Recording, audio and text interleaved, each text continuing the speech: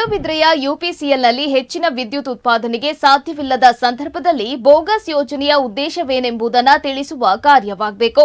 ಜನರಿಗೆ ಮಾರಕವಾದ ವಿದ್ಯುತ್ ಪ್ರಸರಣ ಮಾರ್ಗವನ್ನು ಸಮುದ್ರ ಕಿನಾರೆ ಅಥವಾ ಹೆದ್ದಾರಿಯ ಬದಿಯಲ್ಲಿ ಭೂಗತ ಕೇಬಲ್ ಮೂಲಕ ತೆಗೆದುಕೊಂಡು ಹೋಗಬೇಕು. ಜಿಲ್ಲೆಯ ಜನರ ಮಾರಣ ಹೋಮಕ್ಕೆ ವೇದಿಕೆ ನಿರ್ಮಾಣವಾಗ್ತಾ ಇದ್ರೂ ಯಾವೊಬ್ಬ ನಾಯಕನು ಮುಂದೆ ಬರದೆ ಅದಾನಿಯ ಹಿಂದೆ ಅಡಗಿ ಕೂತಿದ್ದಾರೆ. ಬಿಜೆಪಿ ಹಾಗೂ ಕಾಂಗ್ರೆಸ್ ಕಂಪನಿಯ ವಿರೋಧ ಮಾತನಾಡ್ತಾ ಇಲ್ಲ. ಕಂಪನಿ ಪರವಿರುವ ಎಲ್ಲರಿಗೂ ಶೀಘ್ರದಲ್ಲಿ ಜಿಲ್ಲಾಡಳಿತ ಕಚೇರಿ ಎದುರು ಪಿಂಡ ಪ್ರದಾನ ಕಾರ್ಯ ನಡೆಸಲಾಗುವುದು ಎಂದು ರೈತ ಸಂಘದ ಜಿಲ್ಲಾಧ್ಯಕ್ಷ ಶ್ರೀಧರ್ ಶೆಟ್ಟಿ ಬೈಲಗುತ್ತು ಹೇಳಿದ್ದಾರೆ. ಅವಿಭಜಿತ ದಕ್ಷಿಣ ಕನ್ನಡದಲ್ಲಿ ಅದಾನಿ ಗ್ರೂಪ್ನ ಸ್ಟೆರ್ಲೈಟ್ ಕಂಪನಿಯ ಕೆಲಸದಲ್ಲಿ ಬಾಂಗ್ಲಾದೇಶದ ಪ್ರಜೆಗಳು ಇರುವ ಅನುಮಾನವಿದ್ರೂ ಜಿಲ್ಲಾಡಳಿತ ಮೌನವಾಗಿದೆ. ಜಿಲ್ಲಾಡಳಿತ ಹಾಗೂ ಜನರು ಆಯ್ಕೆ ಮಾಡಿದ ಜನಪ್ರತಿನಿಧಿಗಳು ಕಂಪನಿಯ ಬ್ರೋಕರ್ ಆಗಿ ರೈತರ ಪರ ಮಾತೆತ್ತುತ್ತಿಲ್ಲ. ಅರಣ್ಯ ಇಲಾಖೆ ಅದಾನಿ ಕಂಪನಿ ಆದೇಶ ಪಾಲಿಸಿ 10,000ಕ್ಕೂ ಅಧಿಕ ಮರಗಳ ಮಾರಣ ಹೋಮ ಮಾಡಿದೆ ಎಂದು ರೈತ ಮುಖಂಡರು ಆರೋಪಿಸಿದ್ದಾರೆ. ವಿದ್ಯುತ್ ಪ್ರಸರಣ ಮಾರ್ಗ ವಿರೋಧಿ ಹೋರಾಟ ಸಮಿತಿ ಅಧ್ಯಕ್ಷ ರಾಜೀವ್ ಗೌಡ ಮಾತನಾಡಿ, ಈ ಯೋಜನೆಯಿಂದ ಸಾಕಷ್ಟು ಅರಣ್ಯ ಪ್ರದೇಶ ನಾಶವಾಗಲಿದೆ ಮತ್ತು ಕೃಷಿ ಭೂಮಿ ಸಾಕಷ್ಟು ಪ್ರಮಾಣದಲ್ಲಿ ನಾಶವಾಗಲಿದ್ದು ಈ ಯೋಜನೆಯನ್ನ ಹಿಂಪಡೆಯುವಂತೆ ಒತ್ತಾಯಿಸಿದ್ದಾರೆ. ಈ ದೇಶದ ಪ್ರಜೆಗಳಲ್ಲ, ಹೊರದೇಶದ ಬಾಂಗ್ಲಾದೇಶಿಗರು ಇದರಲ್ಲಿ ದುಡಿತಾ ಇದ್ದಾರೆ.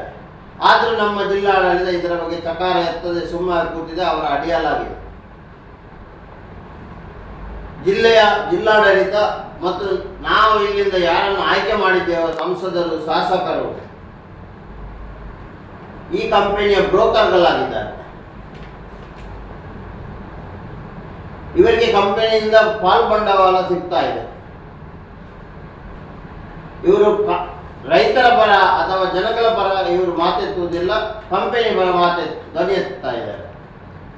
ಡಿಸಿ, ಎಸಿ, ಪೊಲೀಸ್ ಇಲಾಖೆ, ಅರಣ್ಯ ಇಲಾಖೆ, ಕಂದಾಯ ಇಲಾಖೆ ಕಂಪನಿಗೋಸ್ಕರ ದುಡಿತಾ ಇದೆ.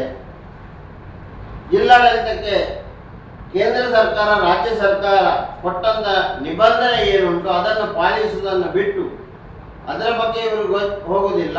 ಇವರು ಕೇವಲ ಮೌಖಿಕ ಆದೇಶ ಮಾಡಿ ಜನರನ್ನು, ರೈತರನ್ನು ಹೆದರಿಸ್ತಾ ಇದ್ದಾರೆ. ಯಾರು ಸಂತ್ರಸ್ತರಿದ್ದಾರೆ ಅವರನ್ನು ಹೆದರಿಸ್ತಾ ಇದ್ದಾರೆ. ಈಗಾಗಲೇ ಕೇಂದ್ರ ಸರ್ಕಾರ, ರಾಜ್ಯ ಸರ್ಕಾರ SOPಯನ್ನು ಜಾರಿ ಮಾಡಬೇಕಂತ ಹೇಳಿದರೆ ಅದನ್ನು ಜಾರಿ ಮಾಡಲಿಲ್ಲ. ಇವರು ಜಿಲ್ಲಾಡಳಿತ ಮಾಡಲಿಲ್ಲ. DC ಅವರು ಅದರ ಬಗ್ಗೆ ಚಕಾರ ಎತ್ತುವುದಿಲ್ಲ. ಆದರೆ ಅವರಿಗೆ ಮೌಖಿಕ ಆದೇಶವನ್ನು ಕೊಡ್ತಾ ಇದ್ದಾರೆ. ಅರಣ್ಯ ಇಲಾಖೆ ಅದಾನಿ ಕಂಪನಿಯ ಆದೇಶವನ್ನು ಪಾಲಿಸಿ 10,000ದಿಂದ ಮೇಲ್ಪಟ್ಟು ಮರಗಳನ್ನು ಕಡಿತಾ ಇದೆ.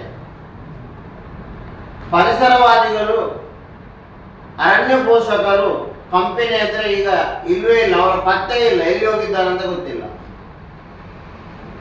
ದೊಡ್ಡ ದೊಡ್ಡ ಕುಂಬಳಕಾಯಿ ನಾಯಕರು, ಹೋರಾಟಗಾರರ ಈ ಸುದ್ದಿ